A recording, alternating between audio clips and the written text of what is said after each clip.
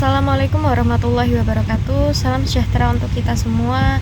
Shalom, Om Swastiastu, Namo Buddhaya, salam kebajikan, Rahayu. Halo semuanya, perkenalkan nama saya Aisyah, mahasiswa program studi ilmu hukum, Fakultas Hukum Universitas 17 Agustus 1945 Surabaya dengan NIM 13125000004. Pada kesempatan kali ini saya akan memaparkan sebuah materi mengenai makna demokrasi berdasarkan ideologi komunis. Dengan merujuk pada literatur utama yang berjudul Menempuh Jalan Rakyat, karya D.N. Aidit, serta satu literatur tambahan berupa jurnal ilmiah. Perlu saya sampaikan sejak awal bahwa pada pembahasan ini dilakukan murni dalam konteks akademik, sebagai bagian dari tugas evaluasi akhir semester mata kuliah ilmu negara. Video ini tidak bertujuan untuk memberikan dukungan pada ideologi komunisme, melainkan untuk memahami bagaimana demokrasi dimaknai dalam perspektif ideologi tersebut, serta menganalisanya secara kritis dalam konteks ilmu negara. Konsep dasar demokrasi dalam ilmu negara. Secara konseptual, demokrasi berasal dari kata demos yang berarti rakyat dan kratos yang berarti kekuasaan. Dengan demikian, demokrasi dapat dipahami sebagai sistem pemerintahan yang menempatkan rakyat sebagai pemegang kekuasaan tertinggi di dalam negara. Dalam kajian ilmu negara, demokrasi memiliki hubungan yang erat dengan prinsip kedaulatan rakyat, partisipasi politik, persamaan kedudukan warga negara, serta keadilan sosial.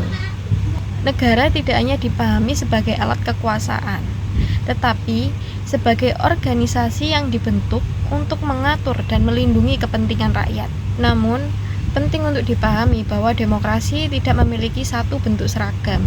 Setiap ideologi politik memiliki tafsir dan pendekatan yang berbeda dalam memaknai demokrasi, baik itu demokrasi liberal, demokrasi sosialis, maupun demokrasi dalam perspektif ideologi komunis.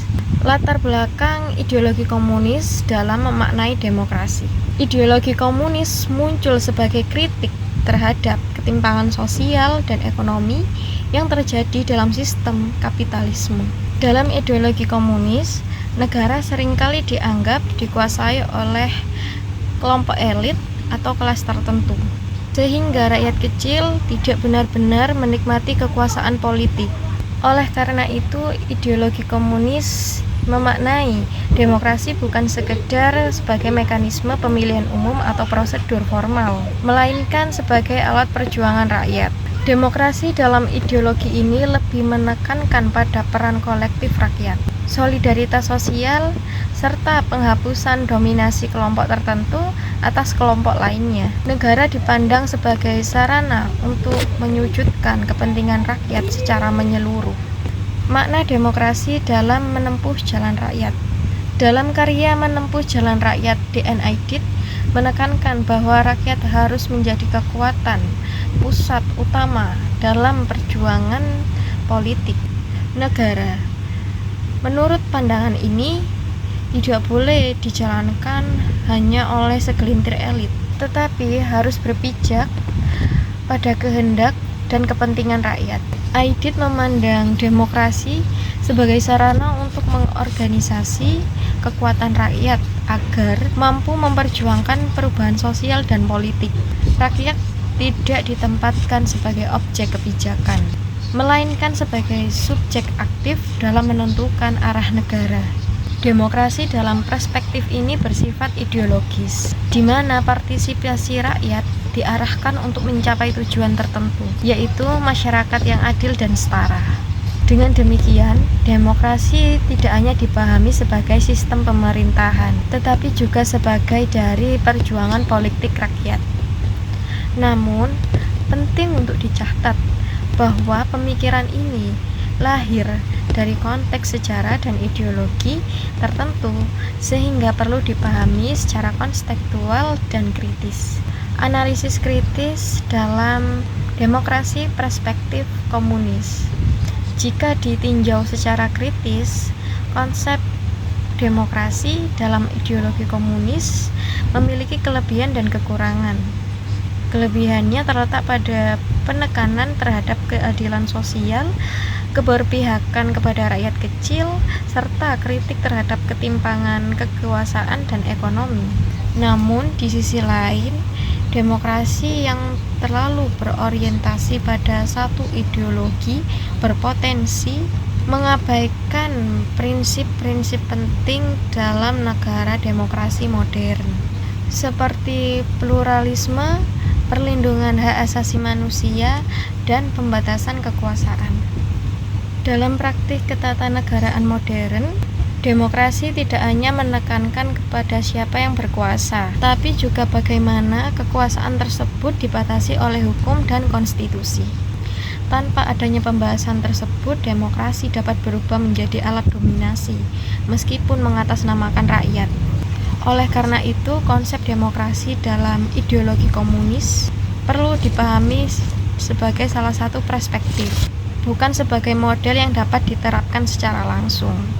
Pandangan akademik dalam literatur jurnal. Indonesia ini adalah negara demokrasi terbesar ketiga di dunia dari segi kuantitas. Nomor 1 India, nomor 2 Amerika Serikat, nomor 3 Indonesia. Tapi itu dari segi kuantitas, kualitasnya masih belum. Demokrasi kita ini belum bermutu. Demokrasi kita ini belum berintegritas dan berkualitas. Masih banyak sekali masalah. Apa ini sebabnya ini? Demokrasi kita belum berkualitas dan berintegritas. Misalnya antar calon saling kasak kusuk, saling tusuk dari belakang, saling black campaign, macam-macam, tersangka sana, tersangka sini.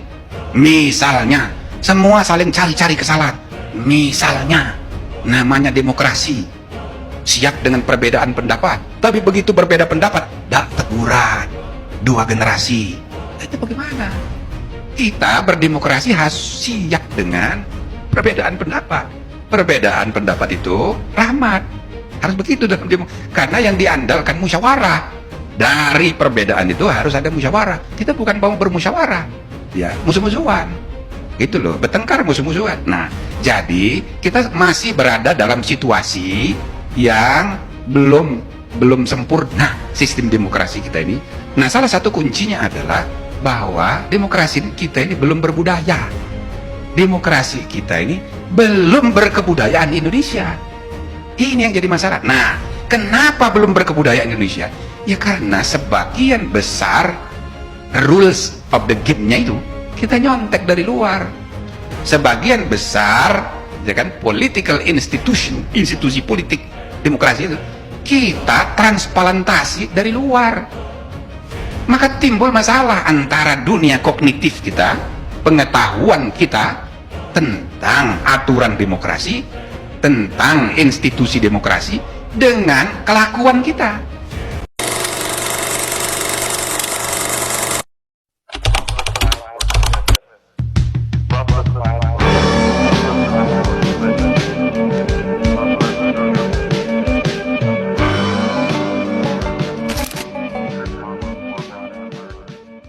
Pandangan kritis ini sejalan dengan pemikiran para akademisi yang menyatakan bahwa demokrasi yang ideal harus menyeimbangkan partisipasi rakyat dan supremasi hukum. Dalam jurnal yang saya gunakan sebagai literatur pendukung, dijelaskan bahwa demokrasi yang sehat adalah demokrasi yang menghormati hak asasi manusia, menjamin kebebasan berpendapat, serta memiliki mekanisme pengawasan terhadap kekuasaan negara. Dengan demikian, demokrasi tidak hanya berfokus pada klaim kedaulatan rakyat, tetapi juga pada bagaimana kekuasaan dijalankan secara bertanggung jawab dan berkeadilan. Sebagai penutup, dapat disimpulkan bahwa demokrasi dalam perspektif ideologi komunis, sebagaimana tercermin dalam menempuh jalan rakyat, menempatkan rakyat sebagai pusat kekuasaan dan alat perjuangan politik. Namun dalam konteks negara modern, demokrasi perlu dijalankan secara seimbang dengan prinsip hukum, konstitusi, dan perlindungan hak asasi manusia. Oleh karena itu, pemahaman terhadap konsep demokrasi harus dilakukan secara kritis dan objektif, tanpa harus mengadopsi ideologi tertentu. Sekian pemaparan dari saya. Terima kasih. Wassalamualaikum warahmatullahi wabarakatuh.